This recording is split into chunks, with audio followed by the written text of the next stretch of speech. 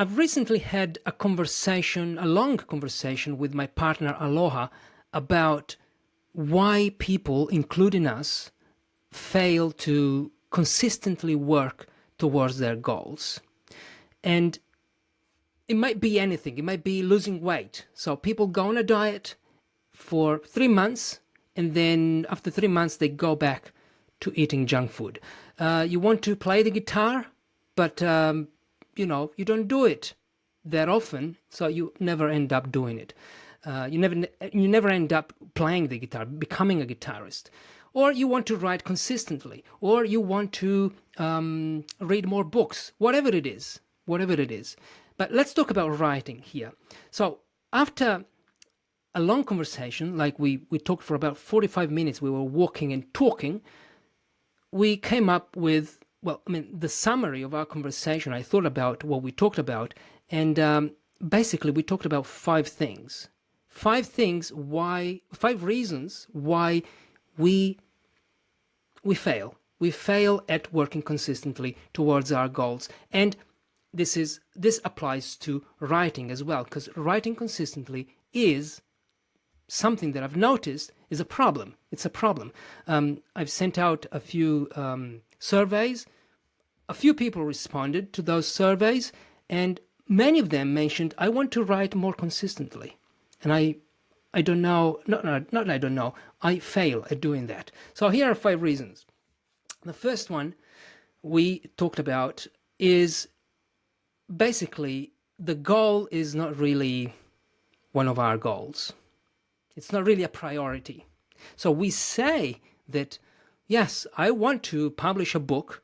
Yes, I want to become a writer. I want to write every day, or I want to publish more often on my blog. But deep down, that's not true. Deep down, that's not what you really want to do, because maybe you have some other priorities. Might be your kids, might be work, might be anything.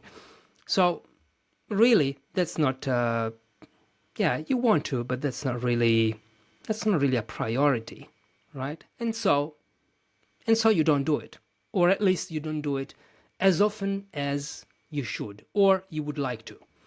Then the second one is that there are no consequences. There are no serious consequences for not doing the work. Okay, I want to write consistently. Yes, I want to publish my book. I want to finish my story. But, if I don't do it, your subconscious, what does it say? It says, well, today nothing's going to happen if you don't write your story, or if you don't finish your book. What's the problem? Your family will still love you. You will still be in good health, if you're in good health. I hope so. And so, go relax on the couch. That's what your subconscious says. There are no serious consequences of not putting in the work. And so we don't put in the work. We avoid it. I've done this so many times. And that's the second reason. The third reason is, we don't see the results in the short term. We don't see significant results in the short term.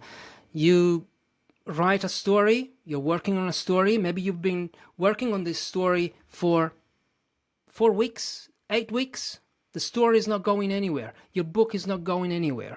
Whatever you're writing is not what you hope. It's not what you hope you would write. I mean, you're not satisfied with what you're doing, basically, with the results that you're getting. And so what do? We feel this is pointless. What am I doing? Why should I keep doing this? And even this, subconsciously, probably, it's discouraging. And so we say, okay, tomorrow I'm going to do something else. And so you don't do it. Then another thing is, doing the work is much harder than not doing it. Humans are famous for this. Like we always, not always, but we tend to choose the path of least resistance. I think that's how I can express this idea. So we choose not to do the work because not doing it, I mean, come on, who wants to struggle? Who wants to work hard? Who wants to to lift weights? No one. No one. I there are so many things that I don't want to do, but if I don't force myself to do them, well, I'll never do them. So this is why this is why sometimes I feel like I need to kick myself in the ass to do things. Otherwise, I'll never do them. And I'm sure this has happened to you too. Like, why should I sit down and write and fix that story, fix those sentences that maybe, I'm not sure how to finish them. I'm not sure how to make them work, because writing is sometimes, yes, it's pleasurable when you know what to say and how to say things, and there are times where everything flows, but there are times where, I struggle to make a couple of sentences and put them together. Seriously. So why should I do that? Why can I not play my favorite video game right now? Because it's much more pleasurable, enjoyable. I don't have to sweat like I'm doing now. It's still hot here in Italy. It's the 30th of August.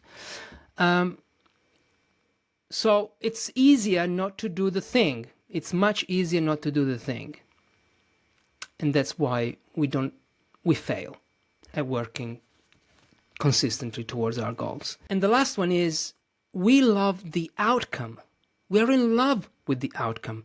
We would love to become authors. We would love to have muscles. We would love to have, we would love to be guitarists, drummers. We would love to speak French. But French, if French is not your first language. But we're not in love with the process, because, the outcome requires work, but the process is hard. It's hard to sit down every day in front of your desk and confront that blank page and face the blank page. It's hard every day to study a language, or not every day, every month, every whatever. So it is hard. The process is hard. And, this is the usual cliche thing, no pain, no gain, all that stuff. But it is true. We are in love with what we would love to become, authors, for example. But becoming an author requires day after day after day to sit down there with the keyboard and type. And that's hard. So these are 5 reasons. Maybe there are more. I probably, I'm thinking now that in the next video I could talk about, maybe think a little bit about what we could do to solve, because these are the problems. But to solve these problems, maybe how can we how can we fall in love with the process? Is there a way we could fall in love with the process? Is there a way to ignore the fact that there are no significant results in the short term?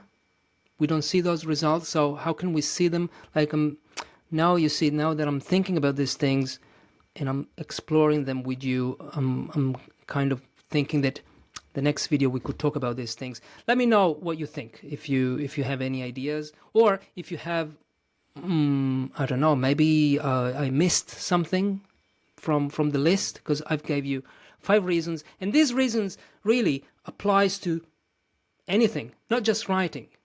We are writers here, or aspiring writers, but it applies really to anything, to learning a language. Like, do you know how much time I spent learning English consistently? Because without consistency, well, it's really hard to achieve anything.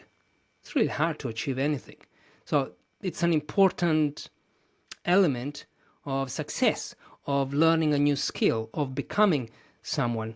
Well, I think you already knew this, but this is why I'm talking about this topic, because Yeah, because I feel it's important.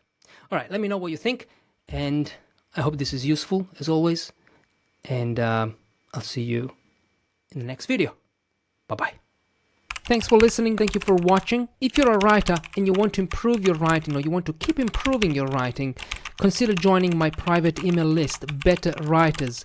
I send one short email every week. I share tips, insights, things that I learn, book recommendations to help you do one thing only: become a better writer. The link is in the show notes or in the description of this video.